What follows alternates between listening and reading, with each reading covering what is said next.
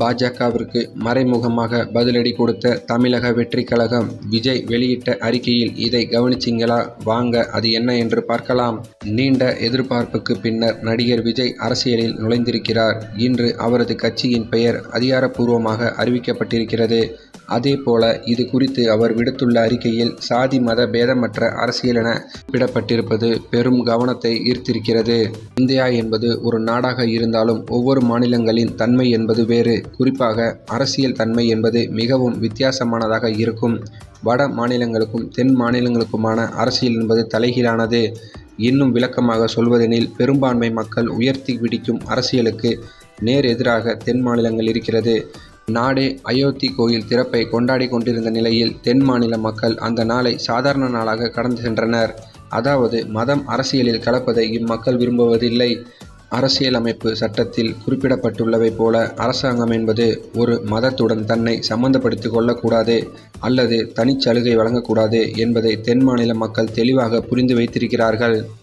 எனவேதான் இன்றும் பாஜக தென்னிந்தியாவில் வலுவாக கால் ஊன்ற முடியாமல் திணறி வருகிறது. இப்படி இருக்கையில் தமிழகத்தின் அரசியல் தன்மைக்கு ஏற்றாற்போல் விஜய் தன்னுடைய கொள்கை வெளியிட்டிருக்கிறார். அதாவது அவர் வெளியிட்டுள்ள அறிக்கையில், அன்பான தமிழ்நாட்டு மக்கள் அனைவருக்கும் என் பணிவான வணக்கங்கள். விஜய் மக்கள் இயக்கம் பல வருடங்களாக தன்னால் இயன்ற வரையில் பல்வேறு மக்கள் நலத்திட்டங்களையும் சமூக சேவைகளையும் நிவாரண உதவிகளையும் செய்து வருவது நீங்கள் அனைவரும் அறிந்ததே. இருப்பினும் முழுமையான சமூக பொருளாதார அரசியல் சீர்திருத்தங்களை கொண்டு வர ஒரு தன்னார்வ அமைப்பினால் மட்டும் இயலாத காரியம். அதற்கு அரசியல் அதிகாரம் தேவைப்படுகிறது. தற்போதைய அரசியல் சூழல் பற்றி நீங்கள் அனைவரும் அறிந்ததே. நிர்வாக சீர்கேடுகள் மற்றும் ஊழல் மலிந்த அரசியல் கலாச்சாரம் ஒருபுறம் என்றால், நம் மக்களை சாதி மத பேதங்கள் வாயிலாக பிளவுபடுத்த துடிக்கும் பிளவுவாத அரசியல் கலாச்சாரம் மறுபுறம் என்று இருபுறமும் நம் ஒற்றுமைக்கும் முன்னேற்றத்திற்குமான முட்டுக்கட்டைகள் நிறைந்துள்ளன. ஒரு தன்னலமற்ற வெளிப்படையான சாதி மத பேதமற்ற தொலைநோக்கு சிந்தனையுடைய லஞ்சம் ஊழலற்ற திறமைக்கான நிர்வாகத்திற்கு வழிவகுக்கக்கூடிய அடிப்படை அரசியல் மாற்றத்திற்காக குறிப்பாக தமிழ்நாட்டில் உள்ள ஒவ்வொருவரும் இயங்கிக் கொண்டிருக்கிறார்கள் என்பது நிதர்சனமான உண்மை.